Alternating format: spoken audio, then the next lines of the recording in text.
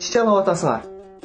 Силер саясатчысыңар го. Силер өлгөндөн кийин дагы шарият аралашпай эле койсун анда жаназаңарда дагы.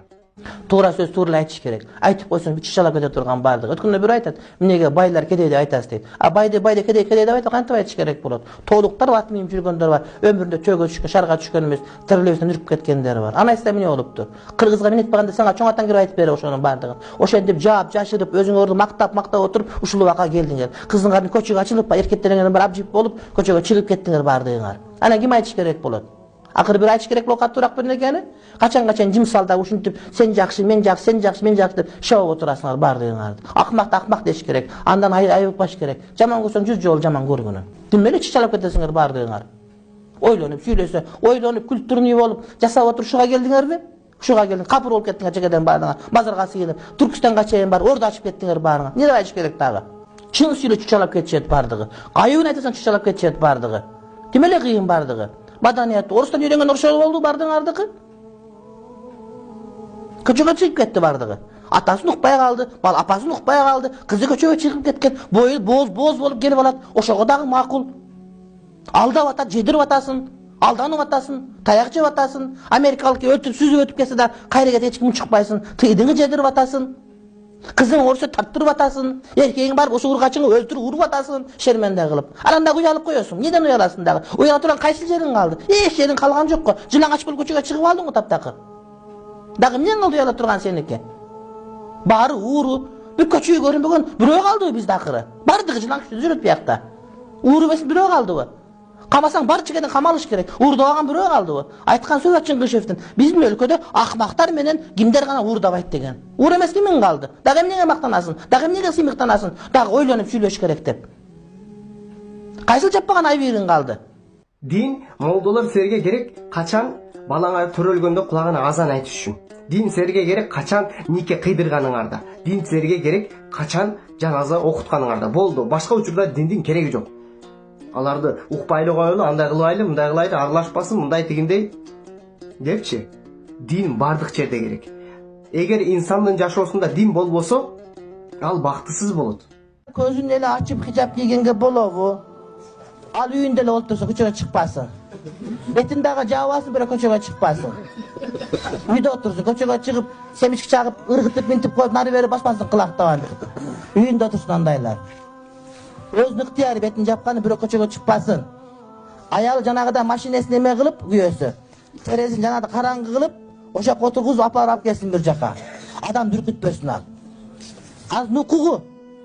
Кааласа темирден бронжилет кийип алсын башына. Бирок ал көчөгө чыкпасын. Элди коркутпасын. Диндар болом деп отуруп, элди чочутпасын. Арабияга барып кие берсин каалашынча. Бирок бизде элди чочутпасын. Ал туура эле иш кылып атат, ал өзүнүн укугу. Бирок ал мусулман да. Мусулманчылыкка жаман келип калбасын. Раматылык шейх Чубагажы Жалилов устазыбыздын ушул видеосун көпчүлүгү далил кылып жатышат. Паранжа биздин Кыргызстанда кереги жок. Чубак устаз ушинтип айткан эле, тигиндей мындай депчи.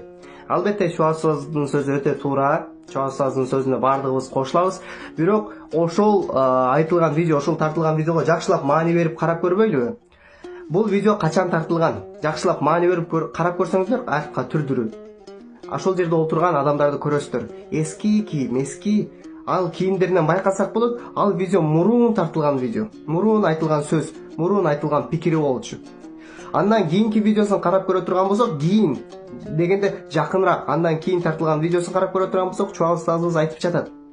Паранжа тагынбай тургула. Анткени бүгүнкү күндө инсандардын даражасы ал даражага жете элек деп. Качан инсандар ошого түшүнүп келет, качан инсандардын даражасы ошону түшүнүүгө жетет, мына ошондо керек болсо каптага табынып ал депчи. Анан тейип никап кийип адамды кыжалат кылгандары бар. Эми шаар болсо бир жөн. Анан бул вахабист болуп кеттир, анан бул хизбит болуп кеттир деп ызычы көп болуп кетет да. Элдин баары түшүнбөйт азыр. Анан түшүнө турган убакыт келгенде мага деген башыңа капты кийип ал. Бирок азыр болбойт. Эми андан дагы жакыныраак видеосун карап көрөлү. Паранжы боюнча бул эми ошол шариатта милдеттүү эмес. Шариатта сөзсүз түрдө паранжы кийсин деген жер жок. Болгон ошол араб маданиятында, перс маданиятында ошол бетин жаап жүргөн себептен өзбек тажиктерде дагы бар илгертеден келаткан жүрөт, ал эми ошол милдеттүү эмес. Анан эми бирөө бетин жаап алган болсо, бетиң ач деп айтыш деле кыйын анын укугу. Мисалы үчүн, кээ бирөө бар көчүгүн ачып алат, бирөө бар бетин жаап алат. Эми ушундай дүйнө экен, парадокс. Урматтуу мусулман бир туугандар, видеонун акырында айта кетчү нерсе, бизде Кыргызда ушундай бир жакшы сөз бар. Бир карын майды, бир кумалак май чиритет дейт. Дал ошондой эле биз дагы көрө алдык, бир депутат эле чыгып Кыргызстанды экиге бөлүп койгонго күчү жетет экен. Бир эле сөздү айтып коюпчу. Бул менен динди тутунгандар жана динди анча тутунбагандарды экиге бөлүп коюп атат да. Бири колдойт, туура эле ушундай сакалдарын алышсын, андай паранжа кийбесин деп. Динди тутунгандар анын пикирине каршы. Бул жерде экиге эл бөлүнүп жатат. Эми айта кетчү нерсе, урматтуу бир туугандар, ушинтип экиге эл бөлүнгөндө бизде Кыргызда билебиз, митинг кылышка аябай бир куштар элбиз. Тез эле митинг кылып таштайбыз, тез эле көтөрүлүш кылып таштайбыз.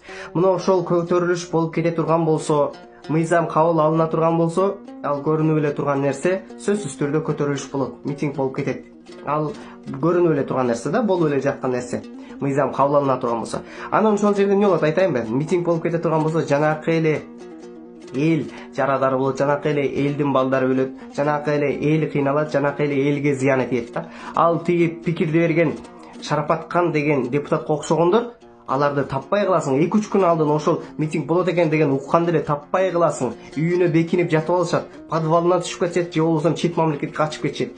Ошондой учурда бир дагы депутаттын чыгып айта албайт. Но сунушту мен бердим эле, Шарапаткан ошол жерде чыгып айта албайт ал депутат. Чыгып алып мен ошол сунушту бердим эле деп айта албайт. Тебелендиде калып кетет.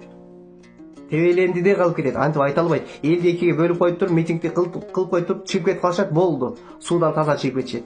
Ошондуктан мындай популизм менен сүйлөгөн сөздөргө, бирөөлөрдүн ушундай бир сөздөрүнө бир кандай десем, экиге бөлүнүп калбайлы да. Ошондуктан урматтуу бир туугандар, эң биринчи биз мусулманбыз. Ушул мусулман бойдон кала берели, анан динге тийишпейли. Депутаттардын жалпы эле депутаттарга айта турган сөзүм, ошол динге тийишпейли, жөнөкөй эле башка маселелерди карабайлы, Кыргызстанда толтура көйгөй, ошолорду чечиш керек, каяктагы бир желекти алмаштырышыбыз керек, тиги бул дебестен. Жоолугуң сенин бактың, жоолугуң сенин бактың, жоолугуң сенин бактың. Анан ата-энелерге айтарым, өзүңөр тозокко түшө турган болсоңор эле балдарыңар тозокко түртпөгүлө. Балдарыңар намаз окуп атса, жоолук салынып атса, ал жаман иш болгон жок. Бирөөлөрдүн балдары алкаш болуп түрмөгө түшүп отурат. Бирөөнүн балдары кыздары сойку болуп атат. Сенин кызың жоолук салынып атса, сен кой жоолугуңду чеч деп айтып атканың кеткен акмакчылык. Ошону токтот. Жок дегенде ошол балаң туура жолго түшүп атса, ошол балаңын туура жолдон тосуп, урматтуу бир тууганым. Кыямат келет, сен дагы жооп бересиң. Сен өзүң дагы жоолук салынышың керек.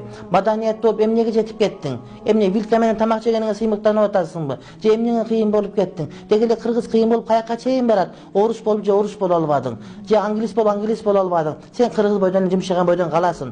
Теңирчи болуп каяка кетип атасың? Же ит болуп каяка кетип атасың? Коммунист болуп каяка чейин келдиң? Ошо кызың менен балаң намаз окуй турган болсо, кичине жоолук салынып калса, ошону тим койбойсуңбу өзүң өлүп баратсаң дагы?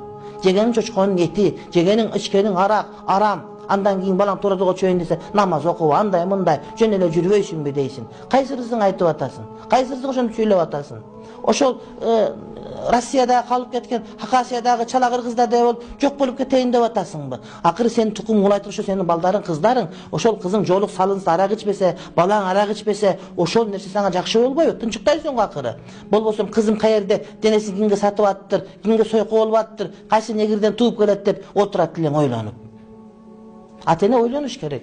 Баласы туура жолго түшүп атабы? Ошого жардам бериш керек. Кайрага бир колдоо көрсөтүш керек, поддержка бериш керек. Кээде жакшы жол сатып алып бериш керек. Отка жаса бокко качат дегенде сен өзүң балдарыңды бузуп атасың. Ойлонгунуң сен. Аллах субханаху ва таала баардыгыбызды бөлүнүп жарылуудан өзү сактасын. Ошол эжекелерибизге Шарапаткан жана ошого окшогон динге каршы чыгып жаткан депутат айымдарга, эркектерге баардыгына Аллах таалам өзү жүрөктөрүнө хидаят берсин, бекем ыйман берсин, динден туура түшүнүк берсин. Сакал эмне үчүн коюлушун, паранжа эмне үчүн кийилип жаткандыгын туура түшүнүктүү берсин. Аллах таалам баардыгыбызды динде баскан кадамдарыбызды бекем кылсын. Аллах таалам баардыгыбызды туура жолдон адаштырбасын. Ассаламу алейкум ва рахматуллахи ва баракатух.